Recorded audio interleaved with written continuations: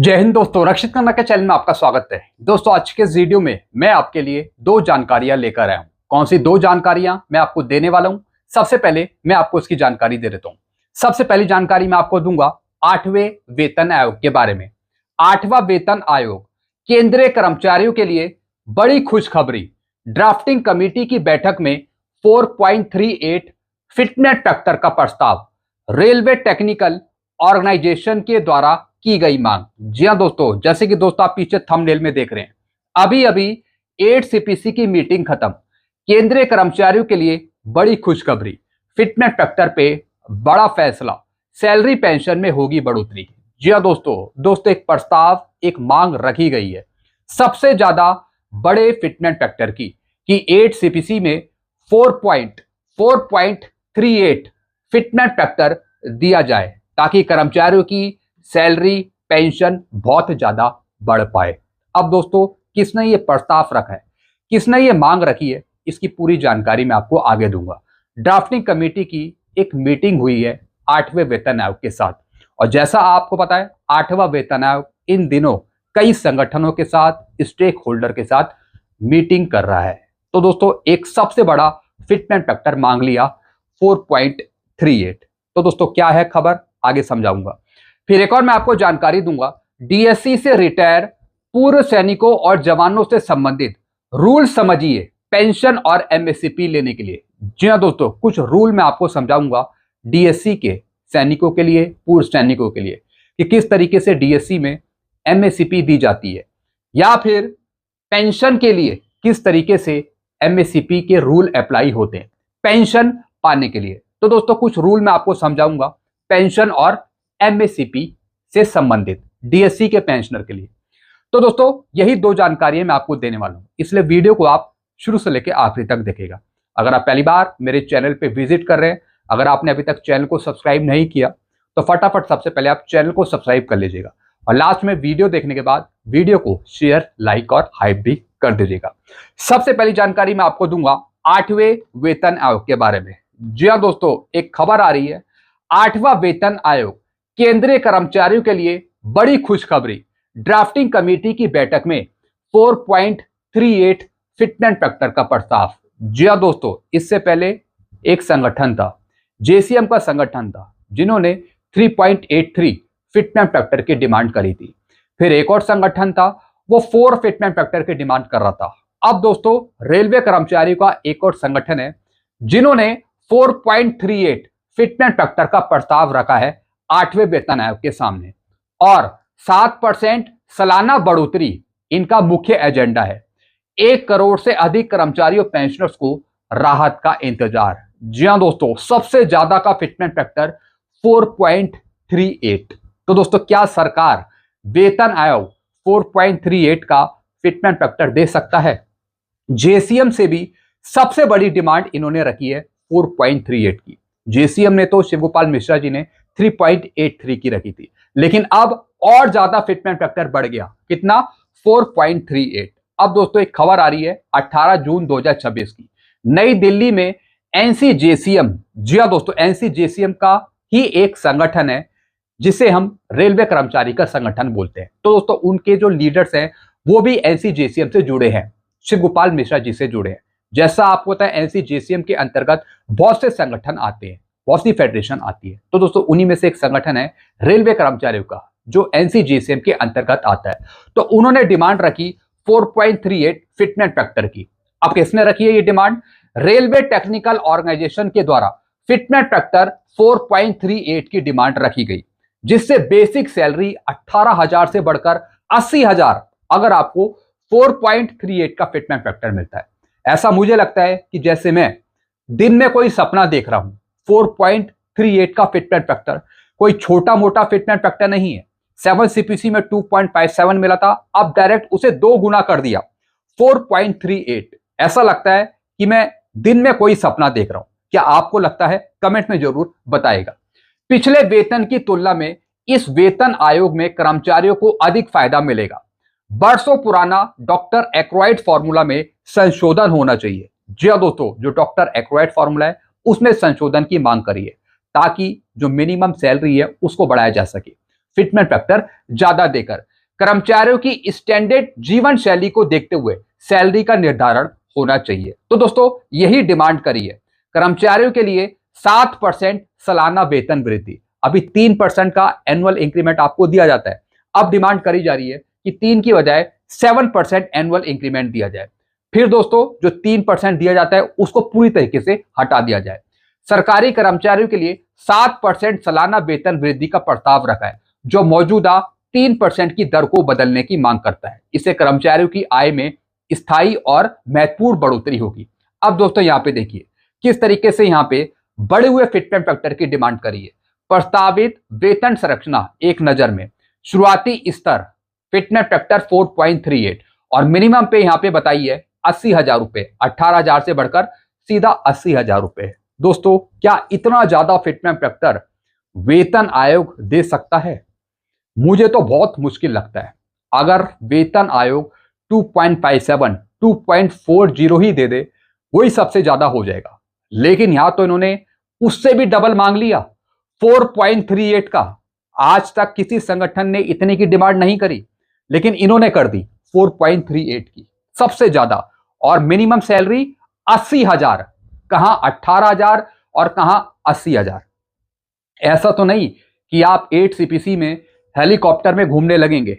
एक लेवल 1 का कर्मचारी, लेवल 2 का कर्मचारी, अगर इस तरीके की आपकी बढ़ोतरी हो जाती है पे पेंशन में, तो फिर आप जमीन पे नहीं टिकेंगे, आसमान में उड़ेंगे, अगर ये फिटमेंट फैक्टर मान लिया जाता है। सोचने वाली बात है दोस्तों। 4.38 का बहुत ही जबरदस्त फिटमेंट फैक्टर है। मांगों का चार्टर, मेडिकल भत्ता भी मांगा है 20,000 रुपए। जी हां दोस्तों, अभी आपको सिर्फ 1,000 रुपए दिया जा रहा है, 1,000 रुपए जो पेंशन में जुड़ता है। अब डायरेक्ट मांग लिया फिक्स मेडिकल अलाउंस का भत्ता 20,000 रुपए, 20,000 रुपए आप यहां पे देख रहे हैं। फिर 400 दिन का लीव इनकैशमेंट, छुट्टियों की मैक्सिमम लिमिट, पैसा दिया जाता है 300 दिन का। 300 से ऊपर दिन की छुट्टियां तो उसका पैसा नहीं मिलता आपको, लिमिटेड 300 डेज। लेकिन अब मांग लिया यहां पे 400 दिन की छुट्टियों का पैसा दिया जाए। ओपीएस की बहाली की गूंज बरकरार, ये तो सही मुद्दा है कि ओल्ड पेंशन स्कीम को लागू कर दिया जाए। फिर एनपीएस यूपीएस के खिलाफ कर्मचारी संघ। जी हां दोस्तों, तो दोस्तों एक कर्मचारी संगठनों ने यह डिमांड करी है, रेलवे का कर्मचारी संगठन है। मेडिकल भत्ता 20,000 रुपए, लीव इनकैशमेंट का पैसा 400 दिन में, पुरानी पेंशन बहाली की मांग। कर्मचारी संगठनों ने पुरानी पेंशन बहाली की मांग को दोहराया और एनपीएस यूपीएस का विरोध जारी रखा है। तो दोस्तों इस तरीके से इन्होंने ये डिमांड करी है, यानी फिक्स मेडिकल अलाउंस का पैसा 1,000 से बढ़ाकर 20,000 रुपए, 7% का एनुअल इंक्रीमेंट और फिटमेंट फैक्टर सबसे ज्यादा, सबसे संगठनों से भी ज्यादा 4.38 आप यहां पे देख रहे हैं 4.38। तो दोस्तों क्या ये पॉसिबल है? आप खुद ही अपने दिल पे हाथ रख के जरूर बताइएगा कमेंट बॉक्स में, क्या इतना मिल सकता है? सोच के कमेंट करके जरूर बताइएगा। चलते हैं दोस्तों अगली जानकारी की तरफ। अब दोस्तों अगली जानकारी मैं आपको दूंगा डीएससी से रिटायर पूर्व सैनिकों और जवानों से संबंधित रूल समझिए पेंशन और एमएससीपी लेने के लिए। जी हां दोस्तों, अब दोस्तों कुछ रूल मैं आपको समझाऊंगा डीएससी के पेंशनर्स के लिए। अब यहां पे देखिए, डीएससी के पूर्व सैनिकों को 13 साल 6 महीने की सर्विस पर दूसरी पेंशन मिल सकती है। माननीय सुप्रीम कोर्ट और एएफटी ने इस संबंध में एक ऐतिहासिक और स्पष्ट फैसला सुनाया है। जी हां दोस्तों, अगर आपकी सर्विस डीएससी में 13 साल 6 महीने यानी कि 15 साल से कम, तो आपको डीएससी की पेंशन मिल जाएगी, सर्विस पेंशन मिल जाएगी। न्यायालय ने स्पष्ट किया है कि 15 साल की अनिवार्य सेवा से कम अवधि होने पर भी सर्विस में कमी को नियमों के तहत माफ किया जाएगा। जी हां दोस्तों, जो आपकी 15 साल की सर्विस नहीं हो सकी, तो दोस्तों जो रूल है उसको कहीं ना कहीं सुप्रीम कोर्ट ने माफ कर दिया है। जो सरकार का रूल है उसको यहां पे नकार दिया कि 15 नहीं 13 साल 6 महीने में भी आपको डीएससी की सर्विस पेंशन मिल जाएगी। अब कोर्ट का आदेश और नियम भी कुछ मैं आपको समझा देता हूं। ये सारे जजमेंट आप मेरे से ले सकते हैं भविष्य में, फ्यूचर में, या फिर अभी आपके काम आ सकते हैं। सुप्रीम कोर्ट का ऐतिहासिक फैसला आया था। सुप्रीम कोर्ट ने यूनियन ऑफ इंडिया, बालाकृष्ण मुरली व अन्य मामलों में फैसला सुनाते हुए सरकार की उन दलीलों को खारिज कर दिया जो कम सर्विस का हवाला देकर दूसरी पेंशन से रोकती थी। जी हां दोस्तों, सरकार कहती थी, रिकॉर्ड ऑफिस कहता था कि आपके तो 15 साल है ही नहीं, आपको डीएससी की पेंशन नहीं मिल सकती। पेंशन लेने के लिए मिनिमम आपकी 15 साल की सर्विस होनी चाहिए, लेकिन कोर्ट ऐसा नहीं करता। अगर आपकी कम सर्विस है 13 साल 6 महीने, तो आपको सर्विस पेंशन दी जाएगी डीएससी की। 1 वर्ष तक की छूट। सेना पेंशन विनियम के नियमों के अनुसार पेंशन के लिए आवश्यक क्वालिफाइंग सर्विस में 12 महीने 1 साल तक की कमी को माफ किया जा सकता है। जी हाँ दोस्तों, 12 महीने 1 साल तक की कमी को माफ करके आपको डीएससी की पेंशन दी जाएगी अगर आपकी 15 साल की क्वालिफाइंग सर्विस नहीं है। 6 महीने का राउंड ऑफ नियम। जी हाँ दोस्तों, 6 महीने का राउंड ऑफ का नियम भी है। अगर आपकी कम सर्विस है तब भी आपको पेंशन दी जा सकती है। यदि किसी जवान की वास्तविक सेवा 13 साल 6 महीने है तो सेना के नियमानुसार 3 महीने से अधिक की सेवा को राउंड ऑफ करके 6 महीने के बराबर यानी कुल 14 साल मान लिया जाता है और इस बेस पर आपको पेंशन दी जाती है। इसके बाद 15 साल पूरे होने में बची हुई 1 साल की कमी को कोर्ट के आदेशानुसार कंडोन माफ कर दिया जाता है। जी हाँ दोस्तों, जितनी आपकी सर्विस होनी चाहिए 15 साल की, उतनी आपकी है नहीं। अगर आपकी कम सर्विस भी है यानी कि 13 साल 6 महीने भी है तो पूरा 1 साल आपका माफ कर दिया जाएगा। जी हाँ दोस्तों, यानी जो माफ हुआ पूरा 1 साल, उसके बदले आपको डीएससी की पेंशन मिल जाएगी। तो दोस्तों साफ रूल है यहाँ पे। 6 महीने का राउंड ऑफ नियम भी इसमें अप्लाई होता है। 1 साल तो माफ हो गई, लेकिन साथ ही साथ 6 महीने का राउंड ऑफ रूल भी अप्लाई करके आपको पेंशन दी जा सकती है। अब दोस्तों फैसले की कुछ मुख्य बातें हैं। क्या लिखा है? पेंशन एक अधिकार है। सुप्रीम कोर्ट ने साफ कहा है कि पेंशन कोई खैरात या फिर इनाम नहीं है, बल्कि ये जवान द्वारा की गई देश सेवा का संवैधानिक आधार है। जी हाँ दोस्तों, अब दोस्तों कोई जवान की थोड़ी गलती है कि उसने 15 साल की सर्विस नहीं करी। किस कंडीशन में उसको सिर्फ 13 साल 6 महीने की सर्विस करनी पड़ी, ये तो आप जवान से पूछिए, पूर्व सैनिक से पूछिए, वही आपको बेहतर बताएगा। लेकिन सरकार अपनी मर्जी से उसकी पेंशन नहीं रोक सकती। तो दोस्तों उसकी सर्विस पूरी नहीं है तो ऐसा नहीं कि उसको पेंशन नहीं दी जाएगी। कम सर्विस में भी कुछ रूल्स अप्लाई करके सुप्रीम कोर्ट के पेंशन दी जा सकती है। स्वतंत्र सेवा। कोर्ट ने माना कि नियमित सेना से रिटायर होने के बाद डीएससी में पुनः नियुक्ति एक नया और स्वतंत्र अनुबंध होता है, इसलिए वे दूसरी पेंशन के पूरी तरीके से हकदार है। फुल एरियर, पूरा बकाया भी मिलता है। अदालतों ने पूर्व सैनिकों को केवल आवेदन के समय से ही नहीं बल्कि उनकी पात्रता शुरू होने के समय से पूरा एरियर देने का भी आदेश दिया है। जी हाँ दोस्तों, यानी कि दोस्तों जब से वो रिटायर हुए तब से उनका पूरा एरियर मिलेगा। ऐसा नहीं है कि जब से कोर्ट का निर्णय आया है जब से आगे का एरियर मिलेगा, ऐसा नहीं है। जब से पूर्व सैनिक डीएससी से रिटायर हुआ है, जवान डीएससी से रिटायर हुआ है, तो रिटायरमेंट के बाद का पूरा एरियर दिया जाएगा जब से उनको पेंशन नहीं दी जा रही थी। ये कोर्ट का निर्णय है। यदि आपकी या फिर किसी साथी की डीएससी में सर्विस 13 साल 6 महीने या फिर उससे अधिक है और पेंशन रोक दी गई थी तो आप इस कानूनी आधार और सुप्रीम कोर्ट या फिर एएफटी के जजमेंट का हवाला देकर संबंधित रिकॉर्ड ऑफिस या फिर पीसीडीए में अपना क्लेम प्रस्तुत कर सकते हैं अथवा विधिक सहायता ले सकते हैं। आप सुप्रीम कोर्ट के आदेश ले सकते हैं, मेरे से एएफटी के आदेश ले सकते हैं। कोई भी दिक्कत हो पेंशन से जुड़ी तो डायरेक्टली आप मेरे से कांटेक्ट कर सकते हैं। मेरा नंबर आपको यूट्यूब के होम पेज पे मिल जाएगा। मेरी मेल आईडी भी मेंशन है और फोन नंबर भी मौजूद है। सीपी ग्राम में कंप्लेंट डालिए, फिर भी कोई दिक्कत आती है तब भी दोस्तों आप मेरे को बताइए, मैं आपकी पूरी तरीके से हेल्प करूंगा। तो दोस्तों ये 2 जानकारियां मैंने आपको दी है। मैंने आपको बता दिया कि अगर आपकी 13 साल 6 महीने की सर्विस है और 15 साल से कम है तो दोस्तों फिर आपके लिए डीएससी की पेंशन लागू है।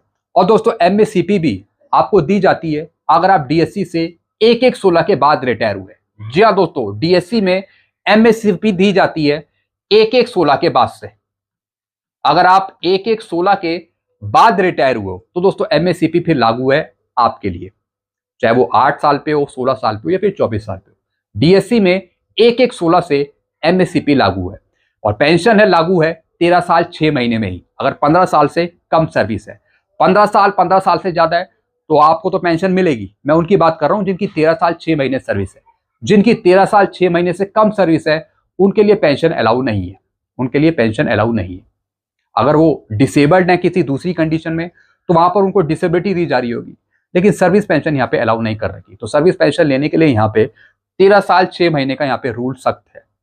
इस पे आपको पेंशन दी जाएगी। कुछ और पूछो तो आप मेरे से कांटेक्ट कर सकते हैं। तो दोस्तों ये कुछ जानकारी थी जो मैंने आपको दी है। कुछ पूछो तो आप नीचे कमेंट कर सकते हैं। ऐसी जानकारी आपको आगे भी मिलती रहेगी। सारी जानकारियां पाने के लिए आप चैनल से जुड़ सकते हैं, चैनल को भी सब्सक्राइब कर सकते हैं। चैनल का नाम है रक्षित खन्ना, और वीडियो को जरूर शेयर, लाइक और हाइप कर दीजिएगा। Thank you so much.